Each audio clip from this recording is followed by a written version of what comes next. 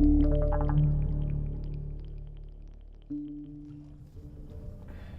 Richard Royal and I'm an open water swimmer.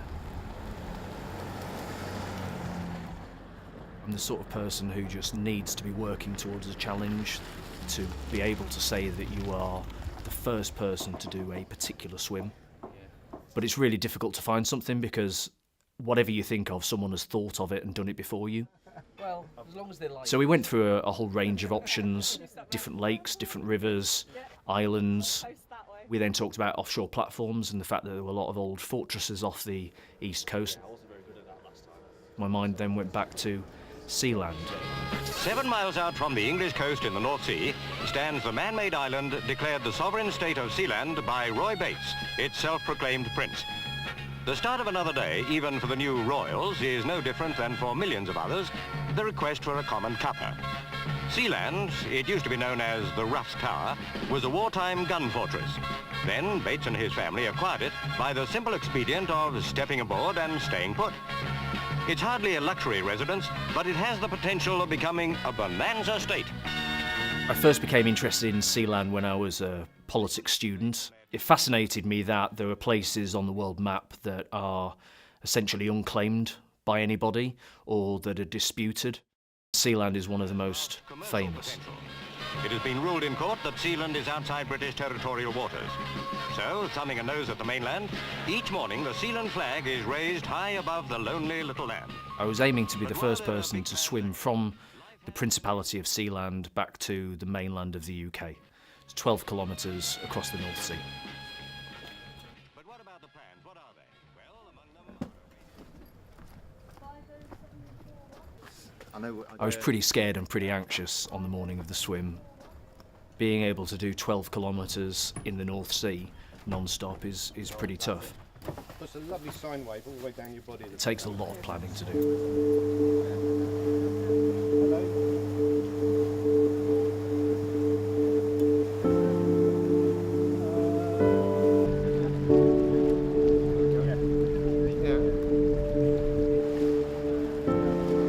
There's a lot of things that go through your mind, a lot of things that can go wrong during the day.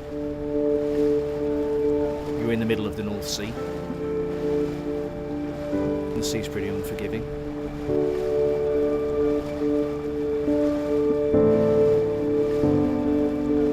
I hadn't up until that point swam that distance in one go before. Just focusing on completing the swim was all I had to do.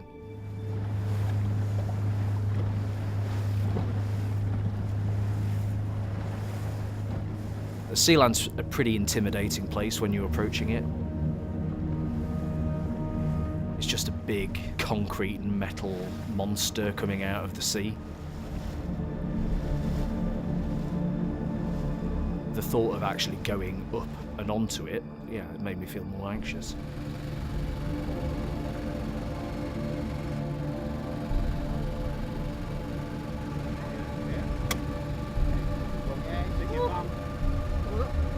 Minute. Okay, up. Right.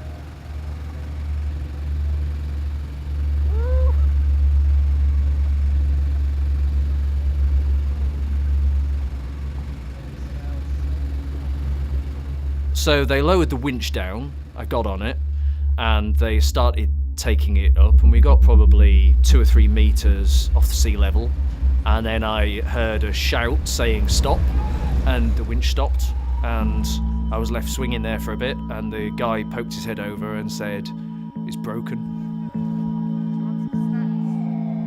They went away to try and fix it, and I was left hanging there for probably 5 or 10 minutes. It felt like an eternity, but weirdly, it was really peaceful. It was really nice, just hanging there. It was quite still, eerily calm and quiet. And actually that's where I just collected my thoughts and all my nerves went whilst I was sat on that swing. I did ponder really whether this swim was ever going to happen at all. It was important to me that I actually got to visit Sealand itself. It's a funny place. It feels a bit like being on a ship. It was really great to be able to stand on Sealand, look back to shore and think, I'm about to swim this.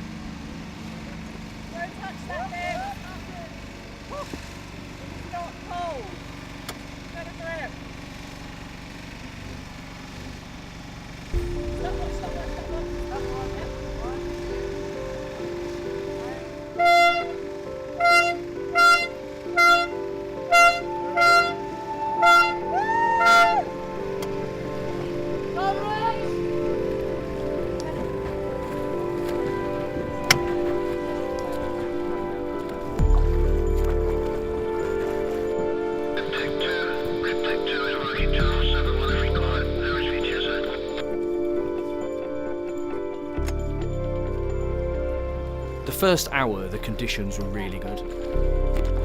It was more like being in a still lake rather than the North Sea.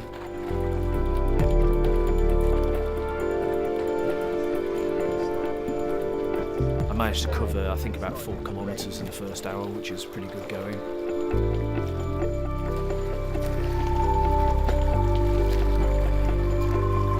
Everything is about energy conservation, so you're trying to have an efficient stroke and a smooth stroke that isn't burning up a lot of calories and isn't burning up a lot of energy for you during your swim. Go on, Rich! Go on, mate, it's looking good!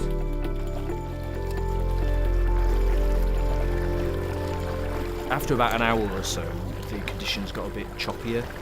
You can get swept any direction by the tides and by the currents. The pilot has to be the one guiding you.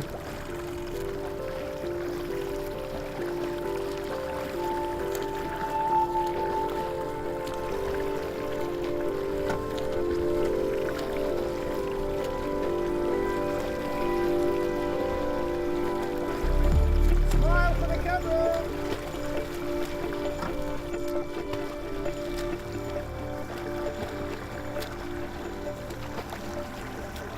Go in for food.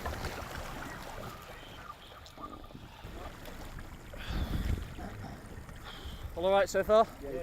Yeah, you're doing really well. We had a feed about every 45 minutes, and that's just to ensure that I can keep up my energy. It's also really important psychologically to break up the swim a little bit into 45-minute segments. Are you happy with where the boat is, or do you want us to do something slightly different? Doing open water swimming is as much psychological as it is physical.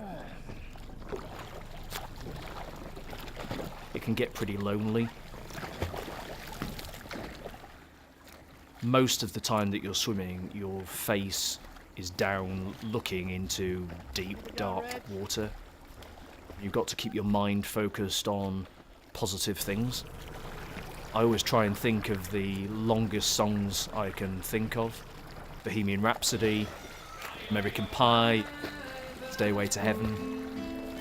The one thing that I don't think about is what is or isn't beneath me in the water.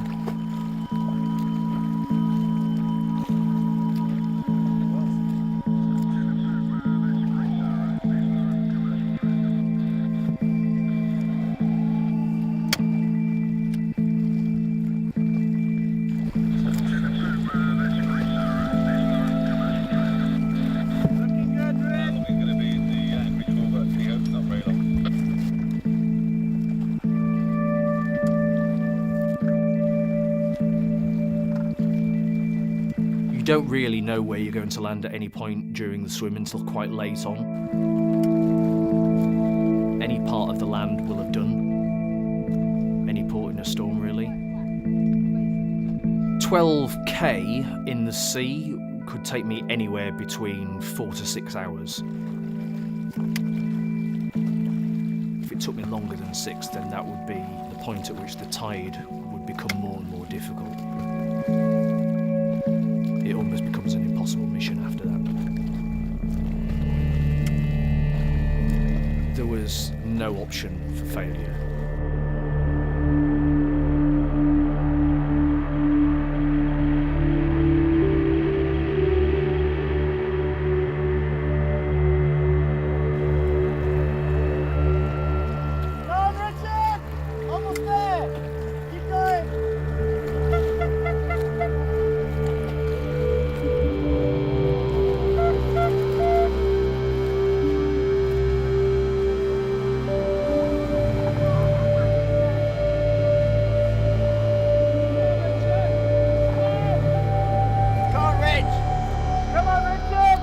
start seeing people on the beach and you start hearing people cheering for you, that's really fantastic, and that really spurs you on to finish the last little bit.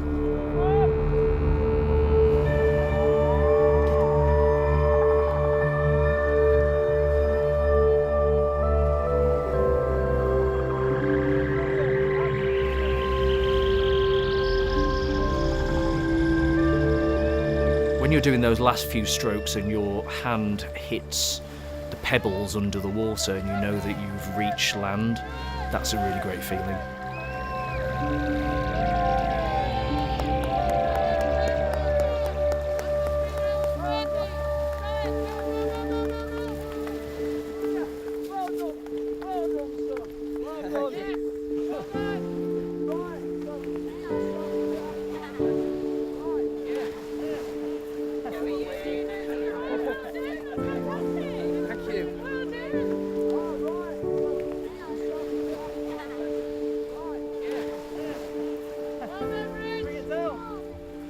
There's so much planning that goes into that day.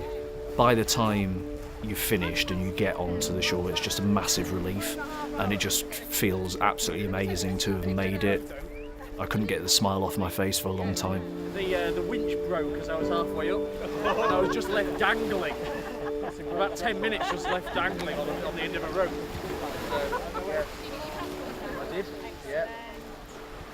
I was also really pleased that a few days after my swim, I got an email from Prince Michael awarding me a knighthood. So I'm now Sir Richard Royal of Sealand. It's got a good ring to it, hasn't it?